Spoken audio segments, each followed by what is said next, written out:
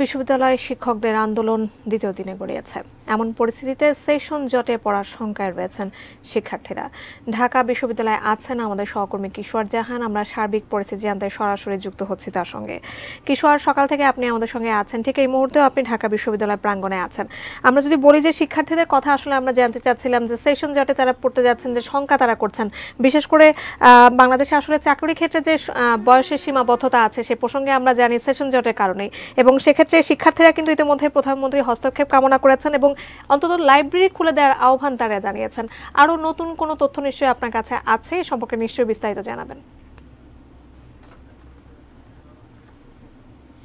জাকিয়া, আপনি যেটা বলছিলেন আসলে যে কোনো আন্দোলনে, অন্তত সেটা আন্দোলনটা শিক্ষকদের হোক কিংবা শিক্ষার্থীদের হোক, দিন শেষে ক্ষতিগ্রস্ত হয় কিন্তু সেই শিক্ষার্থীরাই, এবং এই আন্দোলন ক্ষেত্রেও কিন্তু এর ব্যতিক্রম নেই।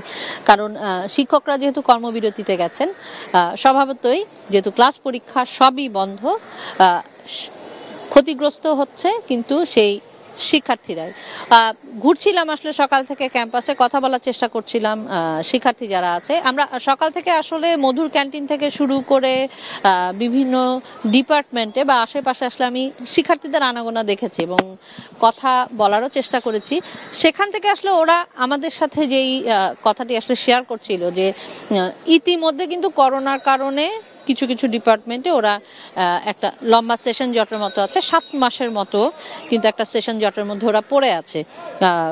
2023-এ ওদের আসলে বের হয়ে যাওয়ার কথা, সেই ব্যাচটিও কিন্তু এখন পর্যন্ত বের হতে পারেনি। এখন 2024 জুলাই, কিন্তু বুঝতেই পারছেন যে আসলে একটা লম্বা 7 মাসের একটা সেশন জট কিন্তু তারা মধ্যে পড়েছেন। তার মধ্যে আসলে নতুন করে যখন এই আন্দোলন, তখন স্বভাবতই সেটা আরো বাড়বে। এবং শুধু যে আসলে যারা অনার্স মাস্টার্স করে যে ব্যাচটি বেড়ে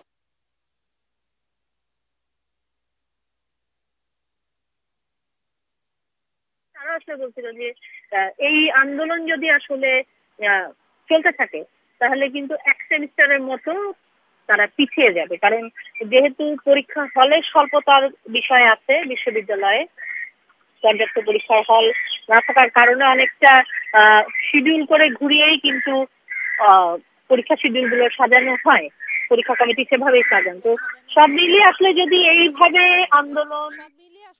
এইভাবে আন্দোলন চলতে থাকে এবং শিক্ষকরা যদি কর্মবিরতিতে থাকেন, সেই ক্ষেত্রে আসলে ক্ষতিগ্রস্ত হবেন দিন শেষে শিক্ষার্থীরা, তারাই আসলে সেটা আমাদেরকে বলছিলেন। এবং যেটা বারবার বলা হচ্ছিল যে লাইব্রেরিতে কিন্তু শুধু যে যারা রানিং স্টুডেন্ট তারাই যে আসলে শুধু পড়ার জন্য এসে পড়েন তা কিন্তু না, যারা আসলে চাকরির জন্য যারা একটু আগে ভাগে প্রিপারেশন নেন তারাও সেই শিক্ষার্থীরাও কিন্তু আসলে লাইব্রেরিতে বসে গ্রুপ করে পড়ার যেই এক ধরনের প্র্যাকটিস সেটাও কিন্তু চালু আছে।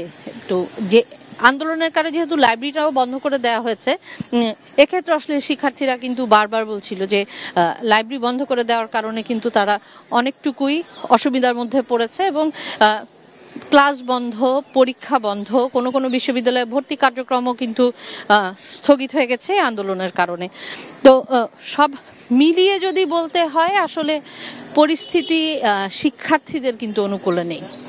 শিক্ষার্থীরা একদম পুরোপুরি ক্ষতির মুখে এই আন্দোলনের কারণে, এবং শিক্ষকদের কথা আসলে বলতে হয় সেক্ষেত্রে, কারণ ওনারা বলছিলেন যে ন্যায্য দাবির জন্যই ওনারা এই আন্দোলনটা শুরু করেছেন এবং এটা ওনারা চালিয়ে যাবেন।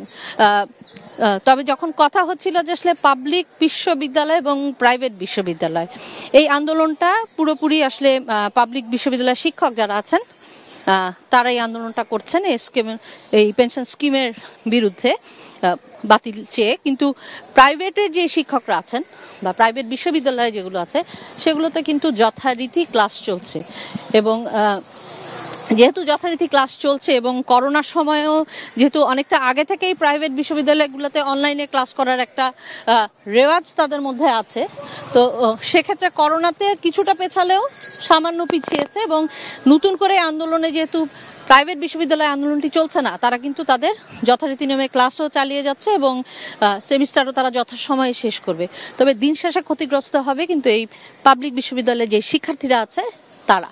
তো সব মিলিয়ে আসলে আরো বিস্তারিত শিক্ষকরা পরবর্তীতে কি কর্মসূচি নেবেন এটা হয়তোবা আরো কিছুক্ষণ পরে শিক্ষক সমিতি থেকে আমাদেরকে জানানো হবে, তখন আরো বিস্তারিত জানাতে পারবো পরবর্তী কর্মসূচি নতুন কিছু আছে কিনা। জাকিয়া।